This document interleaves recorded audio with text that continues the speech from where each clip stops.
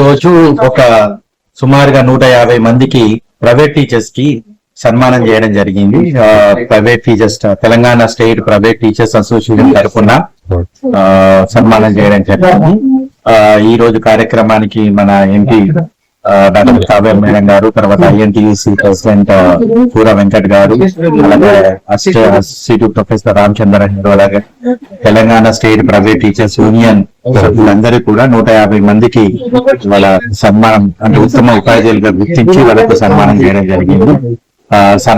సన్మానంతో పాటు ఇంకా ముందు రాబోయే రోజుల్లో నెక్స్ట్ ఇయర్ కూడా అంటే నెక్స్ట్ ఇయర్ ఆ తర్వాత వచ్చే రోజుల్లో కూడా ఒక కనీసం 200 మందికి సన్మానం చేసేటట్టుగా ఏర్పాట్లు కూడా చేసుకోవాలని ఈ రోజు తీర్మానం చేసుకున్నాం.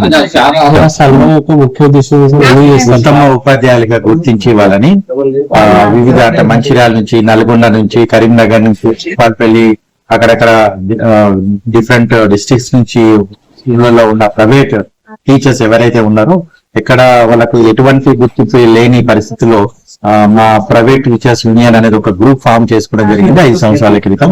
సో ఈ యూనియన్ ఏం చేశామంటే ఎక్కడైతే ఉత్తమ ఉపాధ్యాయులు ఉంటారో ఆ స్కూల్లో వాళ్ళ సర్వీసెస్ ఇస్తున్నారు, సో వాళ్ళ క్రైటీరియా వాళ్ళు చేసిన సర్వీసెస్ కి గుర్తింపుగా ఈ రోజు వాళ్ళకు సన్మానం చేయడం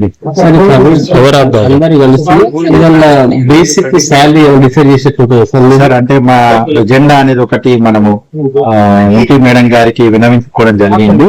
అప్పుడు ఏంటిదంటే ఇప్పుడు ప్రజెంట్ కొన్ని స్కూళ్లలో 10 నెలల శాలరీ మాత్రమే ఇస్తున్నారు. సో 12 నెలలు ఖచ్చితంగా శాలరీ ఇచ్చేటట్టుగా, తర్వాత గవర్నమెంట్ తరఫున కూడా పేద టీచర్లు ఎవరైతే ఉన్నారో వాళ్ళకు ఇంద్రమ్మ ఇల్లు రావడం కానీ, తర్వాత మెడికల్ ఫెసిలిటీస్ కూడా, హెల్త్ ఇన్సూరెన్సెస్ లాంటివి కూడా ప్రొవైడెడ్ చేయమని చెప్పేసి జరిగింది. అలాగనే మినిమం ఒక 30,000 శాలరీ అన్న ఎక్స్పీరియన్స్ తో టీచర్ కి మినిమం 30,000 శాలరీ ఉండేటట్టుగా దాని మా ప్రపోజల్ ఏదైతే ఉంటుందో